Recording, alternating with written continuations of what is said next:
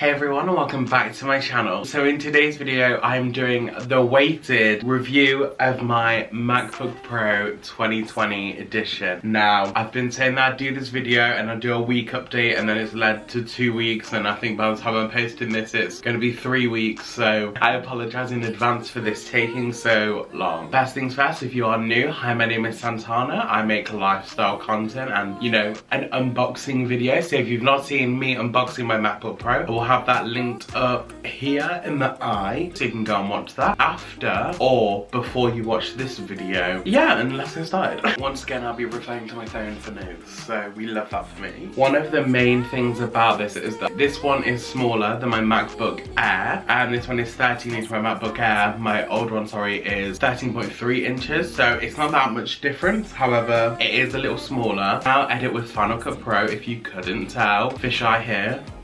Editing's a lot smoother. I've not tried iMovie on it yet. However, if I do want to edit a video in iMovie, I'll be sure to let you know in the description box to see if you can tell the difference between the two. If you want to film in 4K, I don't know if it will struggle because I edit with 1080p, but it does get a little warm. I do have a few tabs open as well, so that might be my fault. So another thing is that when you're exporting a video, it is quicker. Exporting is really fast. I literally wait about 3 or 4 minutes depending on how long the video is. So if my video is like 7 to 10 minutes, that's normally around a like 6 or 7 minute period of exporting. However, if it's past 10 minutes, like my 0 to 100 subscribers video, that only took about 8 minutes, so it is really fast. Another issue is obviously when you're exporting, you can hear the fan, and you know, she's like for a real one, do you know what I mean? So my only issue is that make sure your computer's on a desk or like a side table or something if you're exporting, because it can get really hot and it will, you know, it can ruin the fan over time, and obviously I don't think you want that. So normally I have open when I'm editing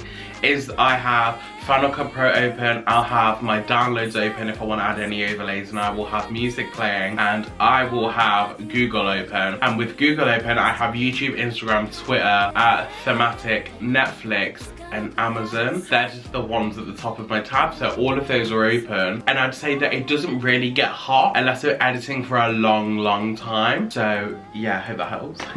So in my last video I said that I talk about the specs, and I literally didn't do that, so we're gonna do that right now. This is the MacBook Pro 2020 edition, 13 inch. This has 2 Thunderbolts but 3 ports, one meaning the headphone jack. This has a 1.4 GHz processor with an Intel Core i5 processor. The memory is 8 GB with a 2133 MHz. The startup disk is obviously Macintosh, and my overall storage is 250 GB. However, on here is 250.69, so you do get a little extra. Thanks, Apple. And so far I've used up 126.44 GB, and this is because obviously I do heavily edit. However, I am going to get a hard drive very soon, so I'll be able to put my video on there. So if you don't have a hard drive already, that'd be, you know, really cool for you. But again, even though I've used up nearly half, I've not experienced any like slowing down or anything. Everything's still as quick as possible, so that's good for you. Another one is that when I'm on FaceTime to people, the audio and the camera quality is a lot better. However, the webcam is 780p.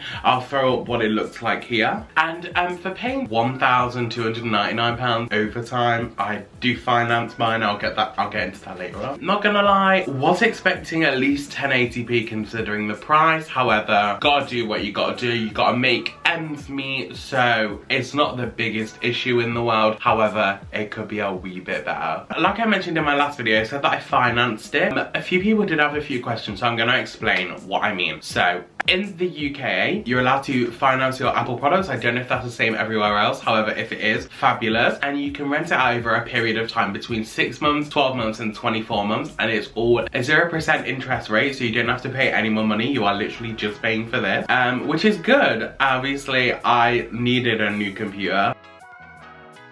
So, and I'm very fortunate to still be in a position where I still have a job and I'm still able to pay for stuff, and I'm very appreciative of that. However, I know that if you can't afford to pay for it 1 month, or if you lose your job or something bad happens, you can call them up and you can ask them to not take money out this month but take it out next month. And I know if you seriously like lost your job and everything's really bad, obviously with the current situation in the world, everything is slowly getting back to normal. However, you just don't know. So I know that you are allowed to cancel payments until either you find a new job, or if you want to pay when you're ready to. I know you're allowed to do that. And you can also change how much you want to give a month as well. So for example, I wasn't allowed to give £108 a month out for 12 months because obviously I haven't got a credit score, so it doesn't show a proof of, you know, a long period of time. And I did the same thing with my phone. I wasn't allowed to do that for 12 months. So what I'm going to do is I'm going to wait for 12 months on my phone and on this, and I'm going to ask them to up how much I am allowed to give away. And this should be paid off as soon as possible. Also, when I'm online, if you're doing online shopping or watching YouTube or Netflix, this doesn't lag. Now, I pay for good Wi-Fi as well, so I should expect not to, or I'd expect like a little bit of like